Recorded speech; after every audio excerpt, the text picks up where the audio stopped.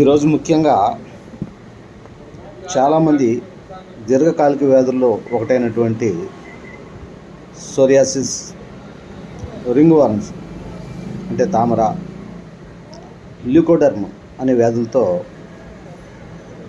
చాలా తీవ్రంగా బాధపడుతున్నారు. అటువంటి దీర్ఘకాలిక వ్యాధుల్ని మీరు డాక్టర్ని సంప్రదించే ముందు అసలు దాని మీద అవగాహన ఉండాలి. ఇవి ఒక అంటువ్యాధి.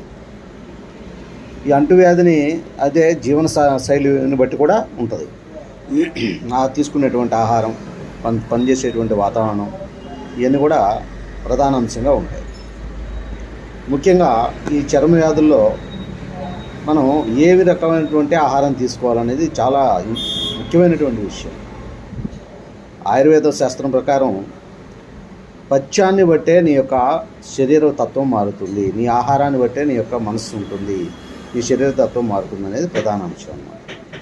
ఈ సోరియాసిస్ అనేది, ఈ రింగ్ వార్మ్స్ కానీ ల్యూకోడర్మ్ కానీ ప్రధానంగా చేదు కలిగినటువంటి కాకరకాయ లాంటి కూరలు ఎక్కువగా తీసుకోవాలి.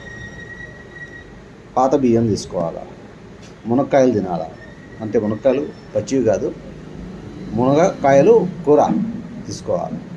బీరకాయలు, గోధుమలు, చామలు, అట్లాగే గలిజేరు, కొర్రలు, పచ్చశనగలు, వేప పువ్వు, అది కూడా చేదుగా ఉంటుంది, కదిర, కుంకుమ పువ్వు, కస్తూరి, చందనం కూడా చిరుచేదుగా ఉంటుంది అన్నమాట.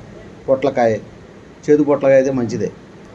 అంటే మొత్తం కూర అంతా చేదుగా ఉంటే అందరూ తినలేరు, కానీ ఈ రోగులు ముఖ్యంగా ఈ చర్మ వ్యాధులు ఉన్నటువంటి వాళ్ళు ఈ పొట్లకాయ కూర తినాలి.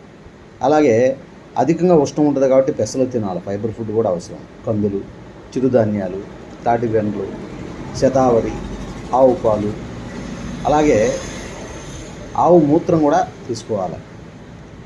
చాలా బాగా పనిచేస్తుంది. గోమూత్రం, గాడిద మూత్రం, ఒంటె మూత్రం, ఇలా జంతువుల యొక్క మూత్రాలు ఫిల్టర్ చేసుకోవాలి. నేరుగా డాక్టర్ గారు చెప్పారో లేకపోతే యూట్యూబ్లో చూసి వారు తాగమన్నారు కాబట్టి మేము తాగామండి అట్లా కాదు. 8 పొరలు ఉన్నటువంటి కూరగుడ్డ తీసుకొని దాంట్లో వడబోసుకొని దాన్ని మాత్రమే ఒక 10 to 15 ml లేదా 20 ml, అంతకన్నా ఎక్కువ తాగకూడదు. చాలా క్షారంగా ఘాటుగా ఉంటాయి అన్నమాట. కాబట్టి ఈ విధమైనటువంటి పథ్యాలు ప్రధాన